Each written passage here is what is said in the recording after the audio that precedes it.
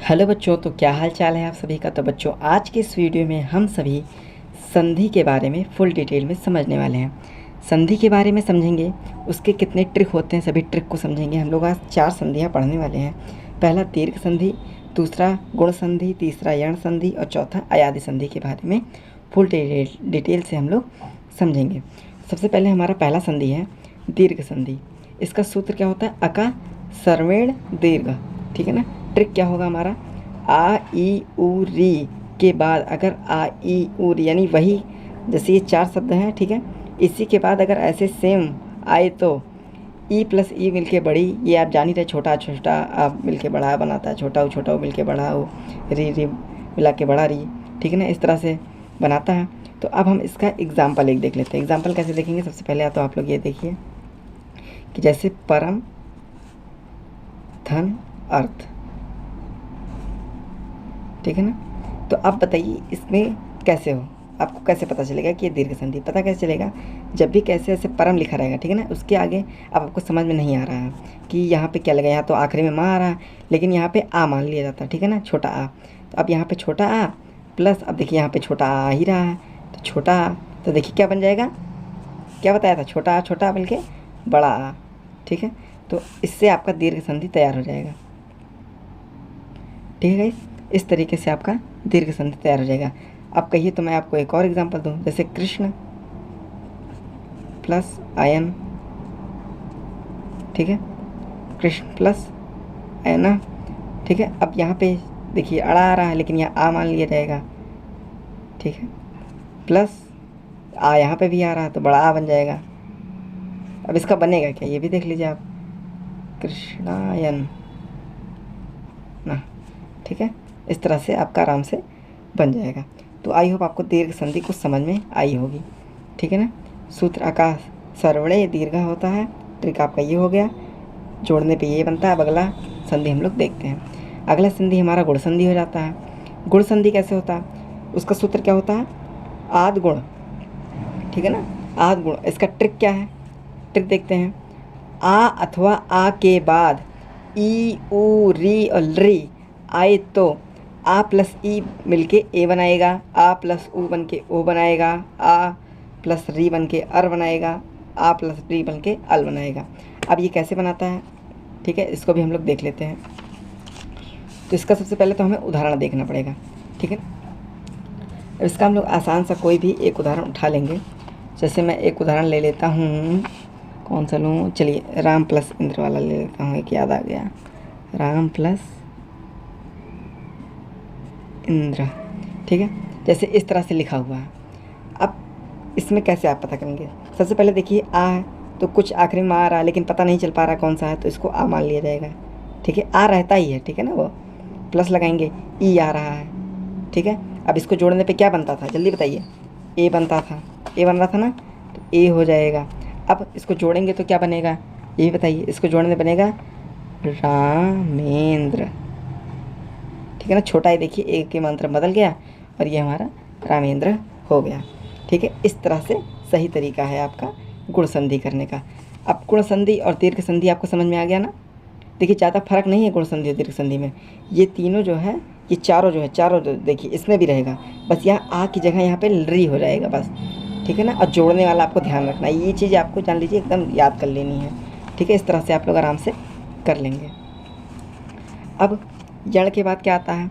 यण संधि में क्या आएगा?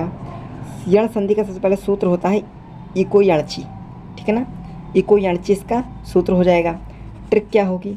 ई उ री तथा री के बाद कोई असमान स्वर आए तो ई जो है आ या में बदल जाएगा, उ वा में बदल जाएगा, री रा में बदल जाएगा और री ला में बदल जाएगा, ठीक है।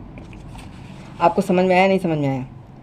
पहले आपको इसका उदाहरण दिखा देते हैं, फिर से एक बार आपको समझाने की पूरी कोशिश हम लोग करेंगे, ठीक है। जैसे देखिए इसका एक उदाहरण हम लोग इत्यादि वाला ले लेते हैं। इति धन आदि,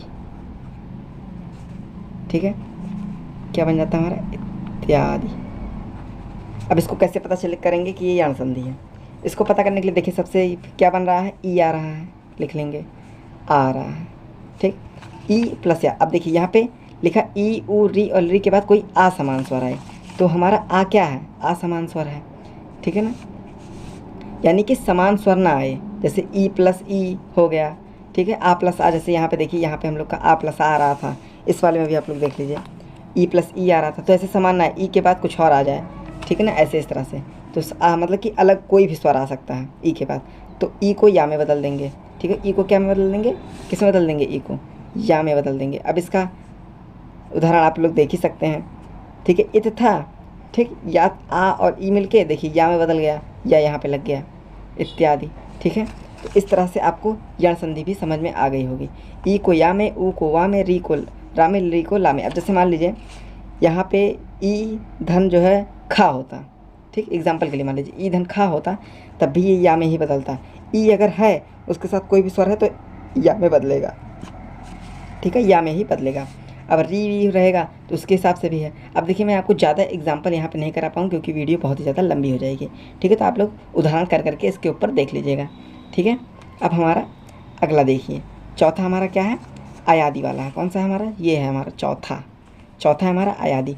सूत्र क्या है इसका, सूत्र है यचो स्वा याओ, ठीक है ना। ट्रिक क्या है, जब ए ओ और औ के आगे कोई स्वर आवे तो उनके स्थान पर क्रमशः ए आए तथा औ हो जाता। नहीं समझ में आया, समझिए, देखिए ए रहेगा तो ए में, ए रहेगा तो आय में, ओ रहेगा तो औ में, औ रहेगा तो औ में बदल देंगे। अब इसका उदाहरण जल्दी देख लेते हैं, ठीक है। तो इसका एग्जाम्पल हम लोग एक देख लेते हैं। एग्जाम्पल क्या हो जाएगा, ने प्लस अनम बराबर क्या हो जाएगा, नयन। अब इसको कैसे पहचानेंगे कि ये हमारा अयादी संधि है। इसको पहचानने के लिए देखिए सबसे पहले क्या आ रहा है, ए की मात्रा, ए लिख लेंगे, ठीक है, इतना तो आपको पहचानना ही पड़ेगा, ठीक है। फिर प्लस, फिर अनम आ रहा है, ठीक, ए के बाद क्या आ जाए, अनम आ रहा है, ठीक है। अब देखिए यहाँ पे जब ए और के बाद कोई भी स्वर आवे, जैसे ए आ गया हमारा, इसके बाद चाहे जो स्वर आ जाए, ठीक है, चाहे जो भी स्वर आ जाए, ये मिलकर क्या बनाएगा, आए। देख सकते हैं आप, ये ए मिल क्या बनाएगा, आए। तो हमेशा आपको आंख बंद करके आए लिख देना है। जैसे देखिए यहाँ पे आए आ रहा है, न या नम, ठीक है ना, ठीक है, इस तरह से ए रहेगा। अब जैसे मान लीजिए कि यहाँ पे ए होता, बड़ा वाला ए होता, तो खैर उतना पता नहीं चलता, लेकिन अगर मान लीजिए यहाँ पे ओ होता तो ओ पे क्या लिखते हैं हम लोग, ओ पे औ लिखते हैं। अगर औ होता तो आओ लिखते हैं। इस तरह से आपको एग्जाम्पल से संधि होगा, ठीक है। हमने 4 संधियाँ आज ली हुई थी जिसमें से हमारी चारों संधियाँ हो चुकी हैं क्लियर, ठीक। तो आपको समझ में आ गया होगा। वीडियो पसंद आया हो तो वीडियो को लाइक और चैनल को सब्सक्राइब जल्दी से कर लीजिए। चलिए मिलते हैं नेक्स्ट वीडियो में। जय हिंद, जय भारत।